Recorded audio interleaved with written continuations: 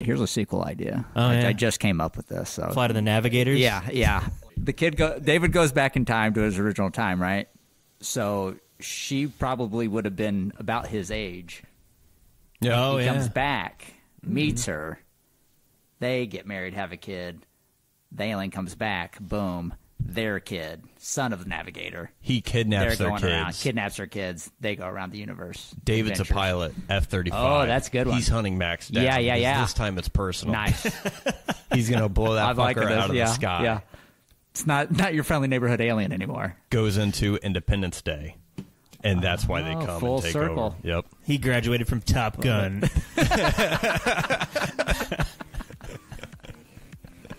Son of the Navigator, Maverick. Part 2. That's not about The Way of Water. The Way of Water.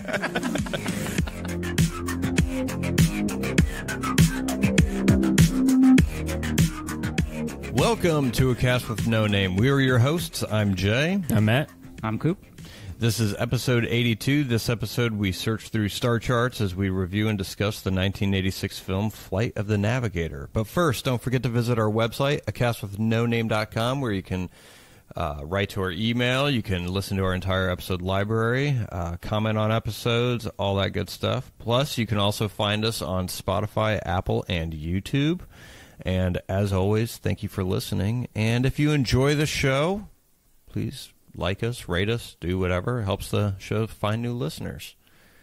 Flight of the Navigator. So is this your favorite kids movie growing up? One of them, probably. It was like this, Crocodile Dundee, Back to the Future, Goonies. Crocodile Dundee was like a kids movie to you? Oh, yeah. Really? Yeah. That's not a knife. This is a knife. Yeah. Yeah. Watched it with my dad. So I it's haven't like, seen it in a while. Yeah. I mean, I didn't get half the jokes, but... Were they all like dick jokes? This funny talking guy running around with a giant knife and alligator teeth in his hat. Yeah, it looks cool. Yeah, absolutely. Killing alligators. Was it all like sexual innuendos that just went over your head as a kid?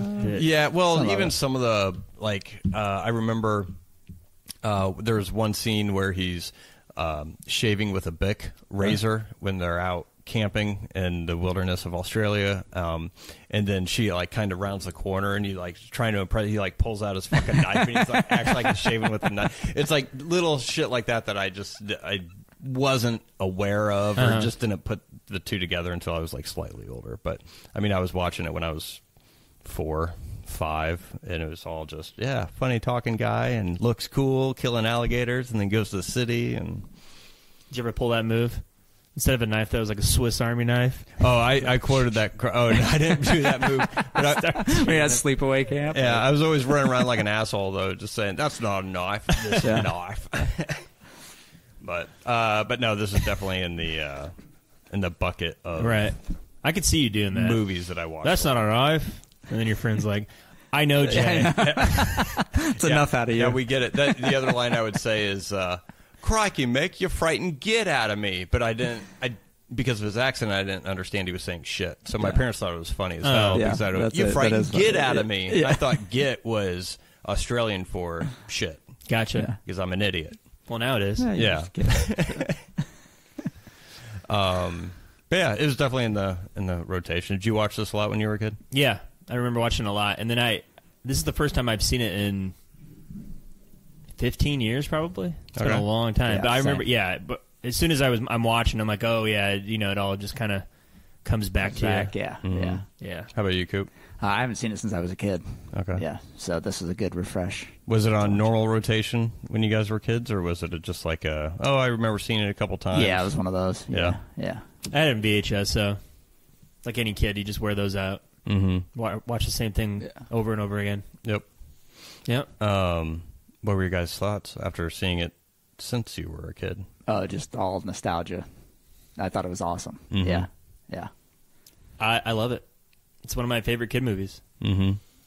I just feel like they don't make them like this anymore, where they don't make nowadays, like the kid is smarter than the adults and knows everything, and it's annoying. Yeah. And this is like one of those old school ones where he's not smarter than anybody. He's just trying to problem solve. He's a kid. He's a kid trying to figure this out. Yeah. And there's like a complex theme in there that they don't like. They're not panderous about it. Like the ending's not like, if it were made today, like he would stay in that time period and they'd figure it out and you know, yeah. He'd be a celebrity. He'd be a social media celebrity or some bullshit. Yeah. Probably. Yeah. Yeah. Or if A24 made it, he would go back in time, but he'd just get vaporized because he that's fucking that's it. Right. He'd be like, and that's the robot was right after all. That's why you don't go back in time. Wah, wah. You see, because our weak and feeble bodies cannot withstand. Well, then that would just open up to a shitty sequel where they go back and keep him from going back, right? Mm-hmm. Yeah. Sure. Yeah. One of the things I like, you touched on it to where the kid wasn't smarter than all the adults. Just the simple fact that no one really knew what was going on and everyone was trying to figure it out. But the adults weren't necessarily villains. I mean, they were antagonists in the story, but it's not like they were trying to hurt him. They weren't like they were trying to figure it out and obviously not let spaceship just get flown around by a 12-year-old bopping around the world and everything else. But there's that part at the end when the door opens up, he goes down, he sees his family, and then he sees all the NASA people or whatever. And you could tell the adults from NASA like actually care about him, and they don't want any harm to come to him. But yeah, if it was today, it'd be, I don't know, some diddler out there or something like trying to get him back. And, keep him for his collection. Yeah, strap him to a chair and shit like that. It'd be some like corporate guy just, oh no, we gotta get him back, and then you'd have to have the other adult like be like, oh no, you're fired, and it's just, it's not outlandish in that sense, but it makes sense for the characters, and it's just a kid trying to, like you said, problem solve. Mm-hmm. Yeah, or if it were made today, they would just shoot it out of the. There would be a scene where a general's talking to the president and talking about, we've got to nuke it. Yeah. Now's the time. Exactly. Yeah. Put the kids inside of it. That's the line. Yeah. But, I love it. Yeah. I think it's really good. It's a great movie. Yeah. For a kid. Yeah. Kid movie. It's great. It stands out. Alan Silvestri does the score. Oh, the score is great. It's awesome. Did not know. I mean, I didn't pick that up until this recent viewing, and I was like, oh. Fucking he scored this. I was like, no wonder the music sticks with you. Oh yeah. The theme is very unique. I loved it. I think he's probably done. I don't know. I'd have to see how many how many time travel movies Hans Zimmer did, but Alan Silvestri's done a lot of time travel movies. Back to the Future, Flight of the Navigator, Avengers Endgame. The Polar Express, if you want to count that as a time travel, because they go to the North Pole, but it's always been like 5 minutes to whatever. That's kind of dog shit. But it's unique. It's great. Yeah, that's one thing I noticed when every time you saw the ship, I'm like, oh, that score is it's pretty damn good. Yeah, I like it. And one of the first, the ship is one of the first instances of computer graphics. Yeah, I was going to say the graphics looked excellent for time 86. period. Oh, yeah, absolutely. Yeah. Looks like the drip, the stairs are dripping out of the ship. Yeah, so cool. Yeah, because I think they tried to do a model for the ship and they couldn't get the reflection right. And one of the guys in the special effects department was playing around with textures at the time, and they were able to get reflection coming off the ship as it was kind of going over the Everglades of Florida and everything. So you see the clouds and the swamp beneath it. Yeah. It's definitely, it's obviously dated now, but for the time, Oh, absolutely. Yeah, for sure. And I heard this was one of the first successful uses of that sort of reflection technology. And then they didn't use it again really until T2. So, in the Abyss. And, Yeah. Which was, I don't know. I don't know. Was James Cameron inspired by Flight of the Navigator? Had to have been. Probably just jizzed his pants. God. Compliance. I can make my deep underwater alien movie now. Finally. Awesome. Flight of the Navigator walked so I could run or swim. Did you like the Top Gun montage scene at the beginning with the dogs? I really thought Top Gun because they had that cheesy pop song and then the slow-mo. That's one thing I kind of like throughout at least the beginning part of the movie is just building anticipation a little bit for that's another thing they don't. So do like anymore. you see the frisbee, but he shoots things like normal everyday things, making you think that it must be a flying saucer, because in the 80s you go to this movie, it has to do with the spaceship. Yeah. So you have the frisbee with the dogs catching in their mouth, and then you have the shadow going over everyone after the frisbee festival, which Florida must have been lit back in the 80s to go to a dog frisbee catching. It was packed. Thing. Yeah, absolutely. Yeah, everyone was there. And then it turns out to be the Goodyear blimp with the shadow. Like, walking through the woods, you see this through the trees. It's a water tower instead of but just all those different things making you think, is that it? Oh, just keeps you salivating for when the actual UFO shows up. Yeah. So they don't build anymore. They don't build. No, they gotta just punch you in the dick right away. Yep, right up. Just build the story. Let it simmer a little bit. Yeah, build the anticipation, and then when it actually does happen, it just like, when you get first introduced to the ship? Yeah, it just crashed into a bunch of fucking power lines, and it's just sitting there, just hanging out. yeah, waiting to get scooped up by the U.S. government. Yeah. The parents, I think, are great. Yeah. I don't know. Clifton Young, he's all. I always liked him. I mean, this was the first time I saw him in anything, and then Centennial, which is like a miniseries from the 70s. He was in that too. But I feel like the parents do a good job. And Veronica Cartwright, their reaction.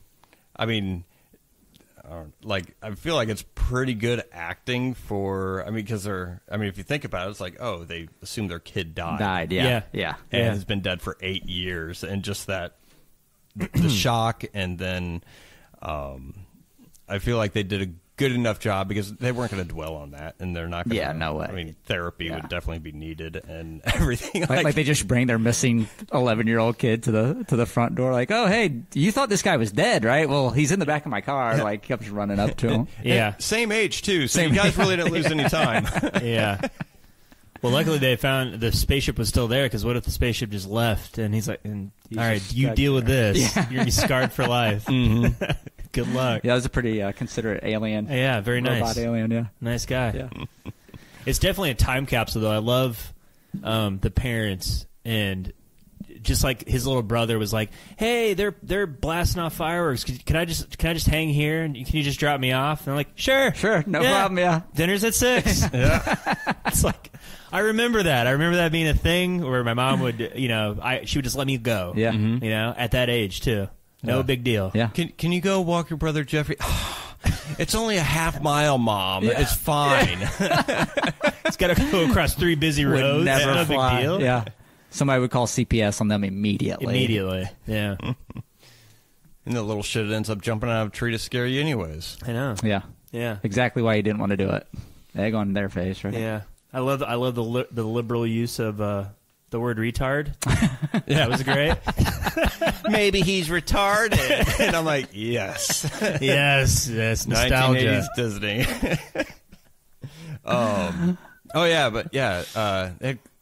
What were the other, like Scuzz Bucket, Butt Face? Yeah, Butt Face. Yeah, I mean, that, and you have the father, or you have the older brother saying, "Don't take any shit, David." And then the father saying, that bastard, he's never getting... I'm like, I was like, Disney needs to start throwing those things back in there. Yeah. I mean, using fucking Guardians of the Galaxy, I feel like doesn't count, because those are all PG-13. But, right, that's true. Matt, did you watch it on streaming? No, I had it. Oh, okay. Yeah. I was just curious as to if they had edited any of that stuff out on didn't. the streaming platform. Yeah. I don't know. Maybe there's a warning at the beginning. I think that's what they've done. This I think uses they just went offensive to language. all warnings, because I think everyone was getting butthurt, rightfully so, of them changing everything. Yeah. There was a warning in front of Dumbo and Pinocchio. Oh, yeah. The crows. The crows. Yeah. I mean, those are different times. Yeah, absolutely. Big time. Sure. Yep. Yeah, wasn't one of the crows named Jim? Yes. No, really. I didn't. Yeah, they were definitely... or James or something. I don't know if it was that dead on the nose. Really easy to connect the dots, though, right? Yeah. Just imagine like the people watching that, like Jim Crow. Ha! Yeah! Fuck him! Ah!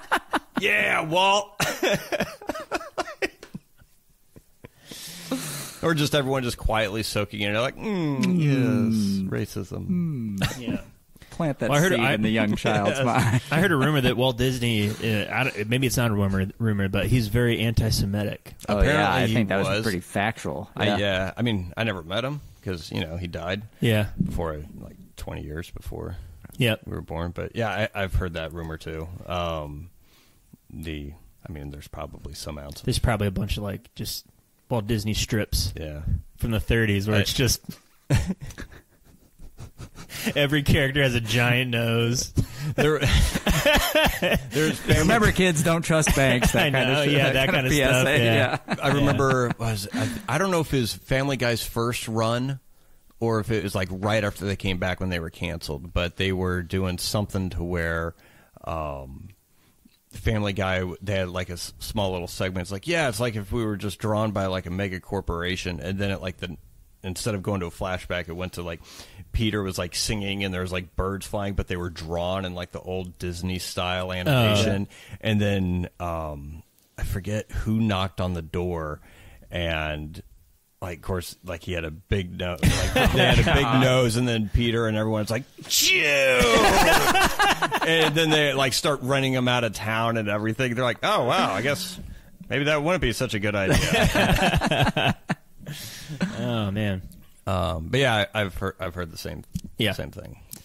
There wasn't any of that in this movie though. No. Yeah, no. Good, clean family fun. Yeah, absolutely. Drop the retard in there, but that's fine. Yeah. Sign of the times. Another sign of the times. This was actually, it was made as an independent movie. Yeah, I know. Walt Disney, Disney just picked it up for distribution because apparently they needed something, which maybe they need to go back to that because just buy an independent movie. Instead of just regurgitating everything that they've already made. Yeah. Well, they can't write anymore, so absolutely I would think you could, seems like a good plan B until you figure that whole thing out. Yeah. But I feel like a movie this small, I don't know, I guess Netflix and maybe Prime still make them or something, but just like smaller movies like this are just completely off by the wayside. Because it's not like people would think he would just like explore the galaxy and stuff, going from planet to planet, but it literally just takes place on Earth. Yeah. There's really not that. I mean, he goes to Tokyo. Yep. But he mainly just hangs around Florida. Yeah, he's trying to find his way home. Yeah. After the ship's kind of taken off with him. Yeah. Yeah, I mean, there's really not that much travel. Mm-hmm. Did you guys pick up anything that you didn't really notice when you were a kid, or the theory of relativity part about moving close? I was like, I don't remember any of this. No. I just remember the big standout for me was like the alien menagerie he had in the back of his ship. Like I just thought that was cool as shit. With all the eyeball, all the aliens in the back, and everything. Yeah. Like I missed that whole first part where they're explaining the traveling close to the speed of light and all that stuff. I thought that was a nice touch. Yeah. The whole time I thought, wow, Interstellar stole from out of the Navigator. Yeah, I like how they have something like that, and like you went up to the speed of light, theory of relativity, blah, blah, blah. And then Dave was like, what? He's like, you see, Dave, when you go, and I mean, they take time to explain it, but. And I'm glad they didn't bring in the wormhole and they didn't fold the paper.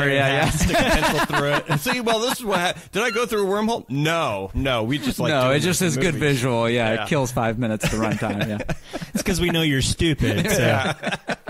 This is a piece of paper. Yeah. This is a pencil. See, idiots here. That means you traveled to Phelan over here. One thing that I.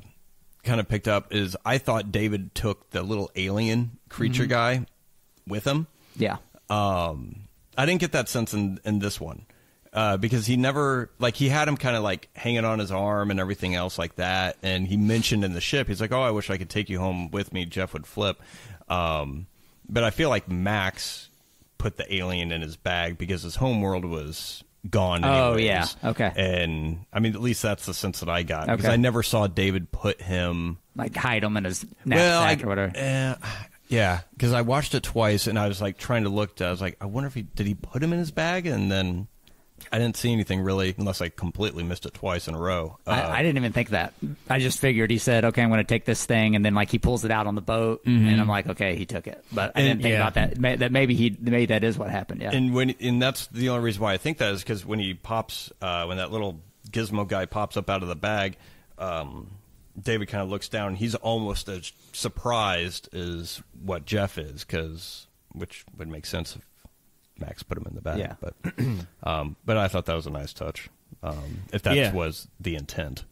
I think the writing's really good because it all makes sense when when the Navigator is saying, "I need to download the star charts that I downloaded from your brain," and you would think that he would foresee, like, he's overly confident. He would foresee like the issue that ultimately happened where he basically turns into Pee Wee Herman and doesn't really know, because he already screwed up the first time. He thought that he could go back into time and drop off crap, I already forgot the character's name. Joey Kramer's character. David. Drop off David to where he was, and he wouldn't even know the difference, but he messed that up. So it would make sense that he would mess something else up. The alien hasn't thought everything through. So I don't know. It's just a good choice in terms of what makes sense story-wise. Yeah. They made that choice instead of it becoming a movie about, okay, we need to download the star charts from David's brain, and then the movie ends. You know what I mean? Yep. But they didn't do that. I don't know. Yeah. No, and it's tight too. It's like tight, like a toy. It's 90 minutes. Yeah, it's swift, perfect. Yeah, it's good, quick. Yeah. Because the robot didn't really know what was going on either, so they're the dialogue is them trying to piece it together. Yeah. And I don't know, I just thought it made it more enjoyable because it's not just like somebody talking down to a kid, or like you said, the kid's so smart, like he's as smart as an alien race. It was a little. They kind of met each other in the middle and kind of figured it out together. Yeah. And it was Pee Wee Herman, right? He did the actual voice. Yeah, his credit is Paul Mall. Oh, really? Yeah, like in the credits, it's Paul Mall, and don't know why he wanted like that was his thing. He wanted to disguise because it was before Pee Wee's Playhouse. Was it really? I think so. Yeah, before it was really popular. Yeah, before the controversy. Oh yeah. Well, the controversy was like that was in the early 90s. Okay. Yeah. Well, I heard the laugh, and I was like, oh, so His Big Adventure come out. Let's see. The Tim Burton movie. Was it 87? 86? The same year? Might have been. Did the movie come before the show? No, I think the show was. The show came out before the movie, yeah. Or I don't know. And maybe he just didn't want to. Pee Wee's Big Adventure, 1985. Yes, oh, wow. So this was out before. Well, Flight of the Navigator came out after Pee Wee's Big Adventure. Well, then maybe he was trying to. What do you mean? It's clearly Pee Wee. I know it's clearly Pee Wee. Trying to disguise his voice. I don't know. Maybe he thought that he wouldn't have been taken seriously if they used and Pee Wee Herman as the voice of Max. Yeah. Oh yeah, and then the Pee Wee's Playhouse didn't come out until 1986. So the movie was first. So the movie, the show, Flight of the Navigator. Yeah, the movie must have greenlit the show. The success of the movie did. Pee Wee's Big Adventure, not Flight of the Navigator. That's what we should review on one of these shows is Pee Wee's Big Adventure. No, I'm looking at photos right now. I'm more interested in Playhouse because this just looks like fucking madness. Oh, you never watch? Oh, I did. I watched it as a kid. But as a kid, it's like not a big like you're used to seeing weird shit, I guess, through like cartoons and. I remember like the chair always freaked me out. But the talking chair. The talking chair. That's what I was looking at. Like it's got its arms are up, like it's celebrating or something. Just acid, just an acid trip. Yeah, absolutely. There's a lot of cocaine in the 80s. Yeah, cocaine's a hell of a drug. Hey, fun fact: the scene where the hillbilly in the middle of Florida, and then the ship comes down, and David tries to make a call. Great. Yeah, guess whose ranch that was filmed on? They asked him if they could use his ranch. John Wayne, Lucas, Burt Reynolds. Oh no shit. Random. Funny. Turd Ferguson. Yeah, Turd Ferguson's ranch. I just thought that was hilarious. They built that whole set on his ranch, and then they tore it down right after. That's funny. Yeah. It's a good little set. Yeah, it is. Anything you guys think you would change if you were to make it today? Just update the special effects, I guess. I like it. I think it's like it's perfect length. There's a story it's telling. It tells it well. Mm-hmm. It doesn't drag on. Yeah. It builds nice. No, I wouldn't change anything. Maybe the special effects, obviously, but other than that, no. Probably not. I can't think of anything. Cool. I don't know, maybe more of a like a goal for them to achieve before he gets returned back in time. Like, I feel like they're flying, like they're just kind of like flying around the planet. He's trying to figure out how to navigate the ship. The ship doesn't really understand what he's saying. Like, there's a lot of that stuff in it, which is fine. It's all good. But like, that's really all they did was kind of fly around. Like, maybe like get the whatever gemstone to be able to go back in time, or something like that to kind of. What if it was Earth 65 million years ago? And they have to just wait. Stop the comet from coming. Oh, that's a good one, yeah. Adam Driver could show up. Adam Driver shows up. Helps him blast some dinosaurs. Yeah. Yeah. So, if they made it today, it would be like they go back in time and they go back too far in time. Like, oh, my God, I got to bring you back to the future. And then it cuts to credits. Doc Brown's train goes by in the background. It's going to be like an 8-movie fucking franchise. Yeah, that's true. By the end, the kid's brain is going to be so warped and half vaporized because of all the time travel. He has a giant egghead. They'll end in Washington, D.C. There'll be a statue of Abraham Lincoln Monkey. Yep. They're bringing it all together. No, it's got the Max robot head. Not the Abraham Lincoln's body. Yeah. Everyone's just walking around saying compliance. Did you notice the flux capacitor? Yeah, on the floor. Yeah. It's a nice little touch. And when he was walking in on the floor, it was like one of the hieroglyphs in the. Okay, I didn't catch it. Was the flux capacitor? Yeah.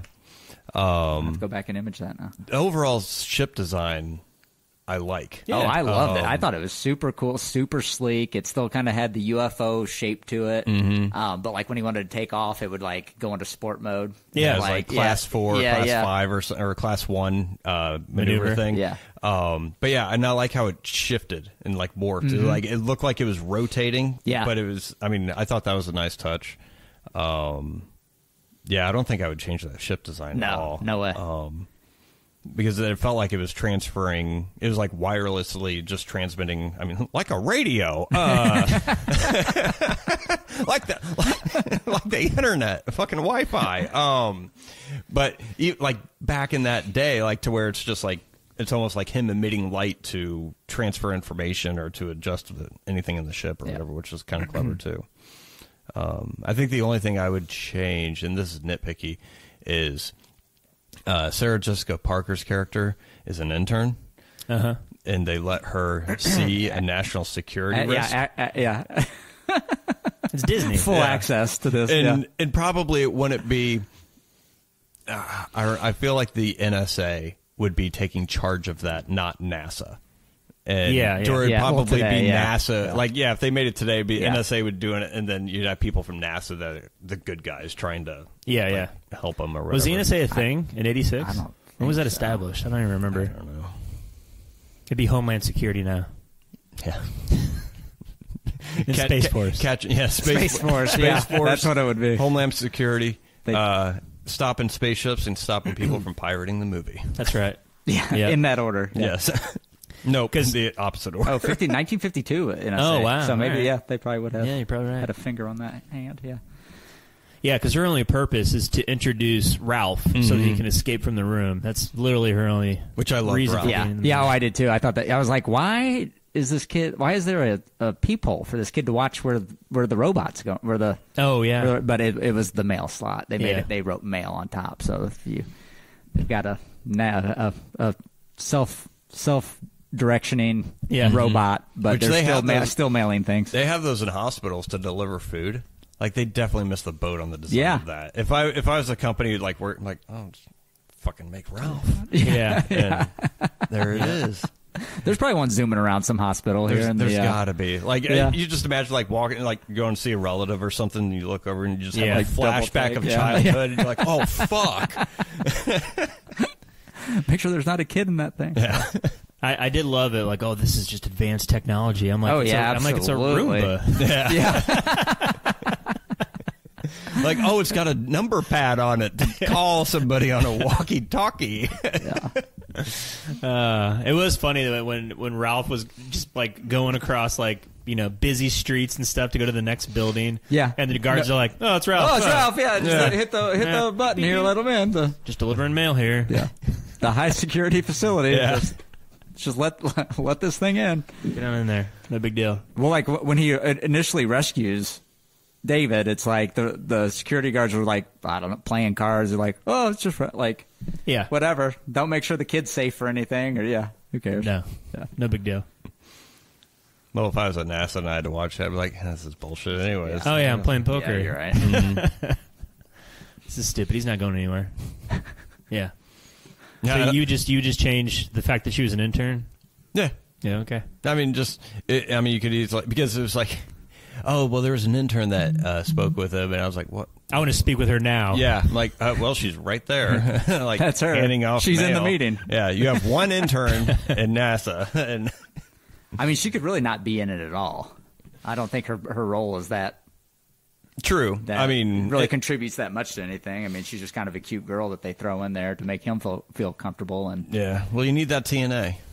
Yeah, you do.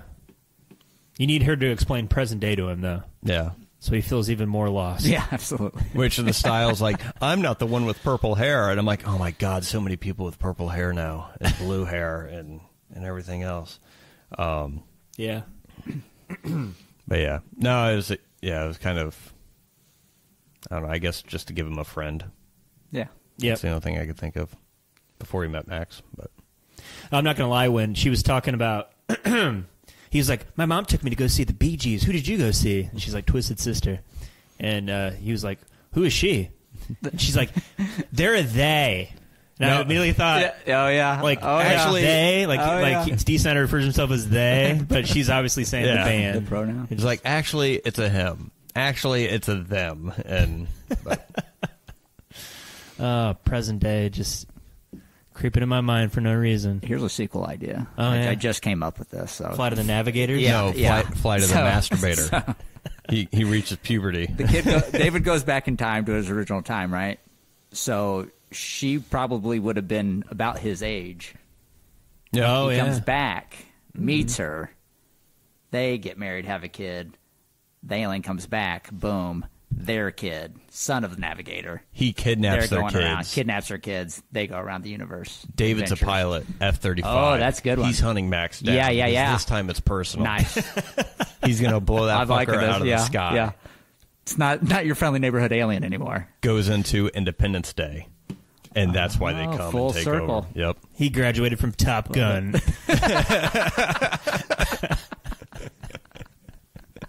Son of the Navigator, Maverick. Part 2. That's not about The Way of Water. The Way of Water. I mean, that sounds like something that would actually happen. I mean, it's not the worst idea. That's literally that's how it would happen if they were to do this. Oh, Why not? It'd be a soft reboot. Exactly. I mean, time travel's already in it, you know? They use the same characters from the previous movie, right? Yeah. So you remember the member berries. There you go. That's right. And then the same Max, get Paul Rubens. Well, he's dead, so he'd have to get the son of Paul Rubens to come that's in. Right. He looks good. Just get his Enough AI. like him, I'm sure. Just AI his voice. him. Yeah, he's better. That's true. Yeah. Yeah. Here you go. I'm surprised they haven't done it yet. Well, I think we'd be Who do I remiss call? if we didn't mention Joey Kramer. He's good.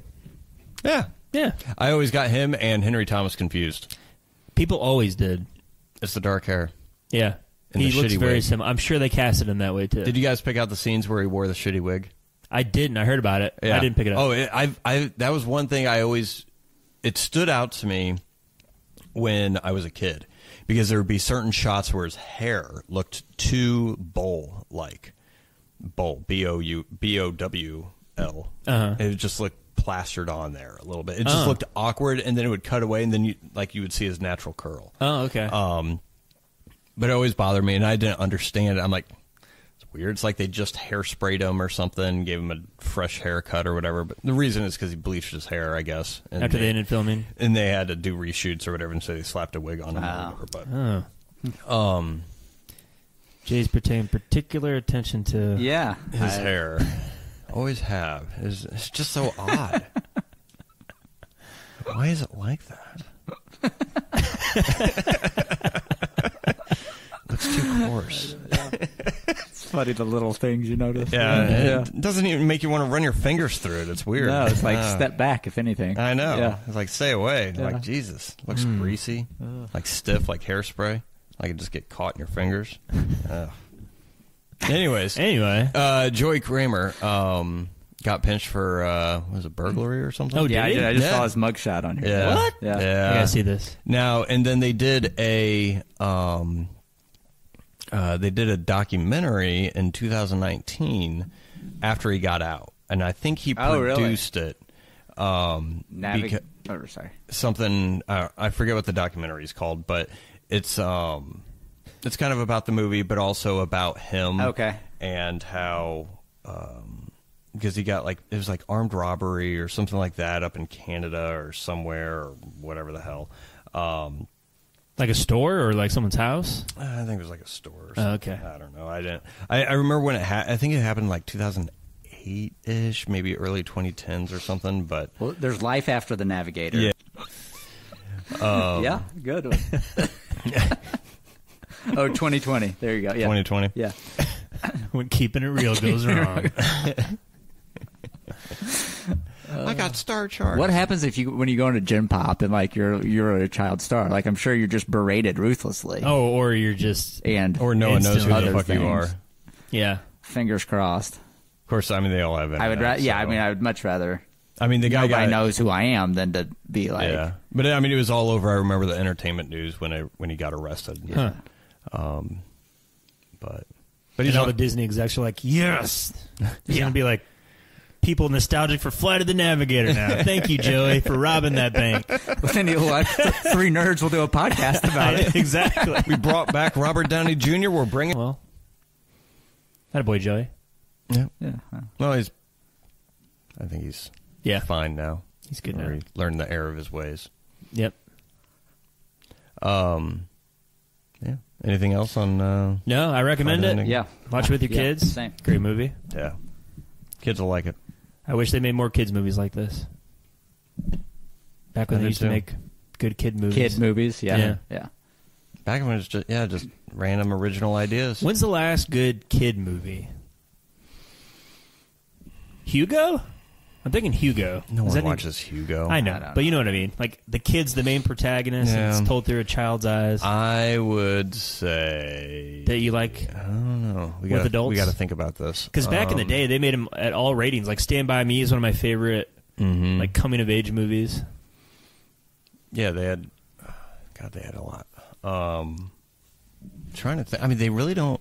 I mean, the last one that was like quote unquote kids movie, I think, it was like Ready Player One. Yeah, but I don't think anyone watches that because it sucks. That's a good movie. Calm down. What? That's a good movie. Oh, what? It's just nostalgia bait. What? Come on. They're coming out with a platform for that, just so you know, so that like when you put on your VR goggles, it's that world. Oh, really? That you're in. No, I heard about that. Yeah. So there you go. No. Jeez. What? Calm down. Ugh. I was like Sandlot. I'm looking through these. Maybe Diary of a Wimpy Kid movies. I didn't see any of those. I don't know if that's but there's no like good adventure kid movies anymore. Maybe that's what I meant. Good adventure kid movies. The last one I could think of would probably be Ready Player One. BFG, I never saw that one. That one's all right. It's fine. I wouldn't consider Ready Player One a kids-centered movie. It's like teenagers. Yeah. I mean, it's kind of like are they teenagers? I feel like they all look like they were in their fucking 20s. Well, yeah. Playing video games like a nerd. Meanwhile, I play Stardew Valley like a man. What? Huh? Starting what? Stardew Valley. I don't even know what that is. It's pretty cool. you get a little farm and you can plant some crops and oh my goodness, make wine, and you go in the mines and you continue to sell it. Yeah, and then you can buy more stuff for your farm with the money. Just kind of decorate your house. You can expand your house. You can. I mean, I don't want to criticize anything that you do with your free time, considering I'm on a podcast right now with you talking about movies. But Jay launches a separate podcast. Shit Murph shits on. But Jay, I ask you, have you ever wanted to learn to play the guitar? I tried. I downloaded or I printed off printed off what they call them, guitar tablatures, to where it's for idiots like me that doesn't know how to read music, and doesn't have the patience to learn how to do everything. Yeah. It shows you where to hit, like what strings to push down on and what fret and everything else, and it kind of shows you your finger movements. Gotcha. Yeah. And so you're like old lady. Yeah. Like Phoebe from Friends. Yeah. Crab. Every time you hit a string, you're like, oh, okay, hold on. Slow pause. Go back. Get the next note. Yeah. Okay, shit. Go back. You get two together, and you're like, all right, good. Yeah. And so when you start strumming them together, then it kind of sounds similar to whatever you're trying to do. Okay. But that's about as far as it went. And and then you started playing Farmland? Whatever it's called? Stardew Valley. Stardew Valley? No, because, well, that's actually a recent game, so. Okay. But just giving you shit. I don't care. No, you do. And it hurts me. I'm crying. Jake cares less that you care. Yeah. You're a father too. I get it. You got to decompress sometimes. Yeah. Which reminds me, fucking turnips won't come up. Join me for my second podcast. Shit that's too cool for Murph. It's on every day. Yeah, Stardew Valley would be on that list. It's on everyone's list. My daily grievances. Well, I can't do sports. What else am I going to do? Yeah. Anyways. Yeah. That's all I got. Yeah. All right. Yeah. Well, Flight of the Navigator. Go watch it. If you haven't seen it already. If you haven't seen it in a while since you were a kid, watch it. It holds up. Join us next time. So, in Flight of the Navigator, Matt Adler played Jeff, the older version of David's brother, Jeff. Yep. He is also in a movie called Whitewater Summer, and we're going to be discussing that. Came out in 1987. Stars Sean Astin and Kevin Bacon. And never seen it.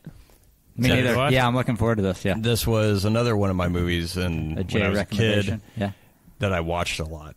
We had it recorded on beta. Wow! Oh, wow! So back before pay-per-view, we would rent movies, record them to beta. We were pirates, no big deal. Yeah, and be careful what you say. This could come back to bite you. We were pirates, so I don't know what Kevin Bacon will be knocking on the door. I want my fucking royalties. That's right. I don't want you to go to prison for 15 years for Homeland Security. Yeah, will come. Absolutely. Dun, dun, dun. Compliance. But anyway, Whitewater Summer next time. So it'll be not next week, but the week after. Till next time, Jay. Till next time, Matt. Till next time, Matt. Till next time, Coop. Till next time, Jay. Doctor. Doctor.